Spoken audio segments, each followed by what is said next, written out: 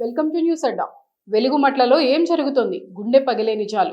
ఖమ్మం జిల్లాలోని వెలుగుమట్ల ప్రాంతంలోని భూదాన్ భూముల్లో రెక్కలు ముక్కలు చేసుకుని పేదలు ఏర్పాటు చేసుకున్న ఇండ్లు కూల్చివేయడంతో వారంతా ఇప్పుడు రోడ్డున పడ్డారు. ఏ ఒక్కరిని కదిలించినా కష్టపడిన సొమ్మంతా గూడు కోసమే దారపోసామని, ఉన్నట్టుండి ఖాళీ చేయమంటే ఎక్కడికి వెళ్లాలంటూ గోడు వెళ్లపోసుకుంటున్నారు.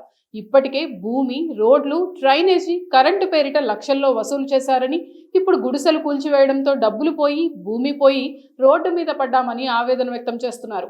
డబ్బులు తీసుకున్న వారు కంటికైనా కనిపించడం లేదని ఆగ్రహం వ్యక్తం చేస్తున్నారు. తమకు పట్టాలున్నాయని ముందస్తు నోటీసులు ఇవ్వకుండానే 10 ఏళ్లుగా ఉంటున్న నివాసాలను కండ్ల ముందే కూలగొట్టారని తల్లడిల్లుతున్నారు. నిలువ నీడ లేకుండా పోవడంతో రోడ్లు, ఆ పరిసర ప్రాంతాల్లోనే పిల్లలతో బిక్కుబిక్కుమంటూ గడుపుతున్నారు.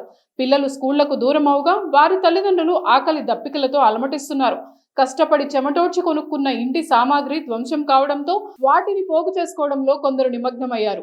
ఖమ్మం పట్టణంలోని వెలుగుమట్ల ప్రాంతంలో ఇండ్లు కోల్పోయిన భూదాన్ భూమి బాధితుల గోస అంతా ఇంత కాదు. 10 ఏళ్ల క్రితం వెలుగుమట్ల భూదాన్ భూమిలో ఇండ్లు లేని నిరుపేదలు గుడిసెలు వేసుకున్నారు. గత ప్రభుత్వంలో వారంతా నిశ్చింతగా ఉన్నా ప్రస్తుతం కాంగ్రెస్ ప్రభుత్వం వాటిని తొలగింపు చేపట్టగా బాధితులు గగ్గోలు పెడుతున్నారు. ఇప్పటికే భూదాన్ భూమిలో ఉంటున్న ఒక్కొక్కరి వద్ద నుంచి భూమి, రోడ్లు, కరెంట్, డ్రైనేజీల పేరిట లక్షలాది రూపాయలు వసూలు చేశారని వాపోతున్నారు. ఇప్పుడు గుడిసెలు కూల్చివేయడంతో డబ్బులు పోయి, భూమి పోయి రోడ్డు మీద పడ్డామని ఆవేదన వ్యక్తం చేస్తున్నారు. భూదాన్ భూమి బాధితుల్లో ఏ ఒక్కరిని అడిగినా ఇండ్లను తొలగిస్తున్నామంటూ అధికారులు ముందస్తు నోటీసులు ఇవ్వలేదని చెప్తున్నారు.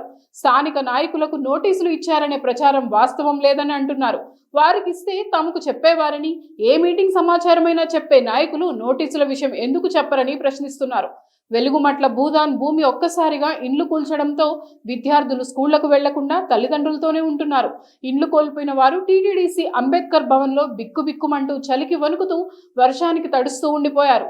ఇండ్లు కోల్పోయినా కనీసం 2000 మంది రోడ్లపైన, ఆ పరిసర ప్రాంతాల్లోనే ఉంటున్నారు. భూదాన్ భూమి బాధితుల పక్షాన ఏ నాయకుడైతే నిలబడితే వారిని వెంటనే అరెస్టులు చేయాలంటూ అధికారులకు ముందస్తుగా ఆదేశాలున్నట్లు అధికారులు పేర్కొంటున్నారు. స్టే ఉన్నా నోటీసులు ఇవ్వకుండా ఇండ్లు ఖాళీ చేయాలంటూ హుకుం జారీ చేయడం ఏంటని ఎవరైనా ఎదురు తిరిగితే వారిని అరెస్టులతో నిర్బంధిస్తున్నారు. కాగా బీఆర్ఎస్ వర్కింగ్ ప్రెసిడెంట్ కేటీఆర్ గురువారం ఖమ్మం వచ్చి భూదాన్ బాధితులకు అండగా నిలిచారు. నాయకులు వచ్చి పోతున్నారు తప్ప ఎటువంటి సాయం అందడం లేదని బాధితులు వాపోతున్నారు.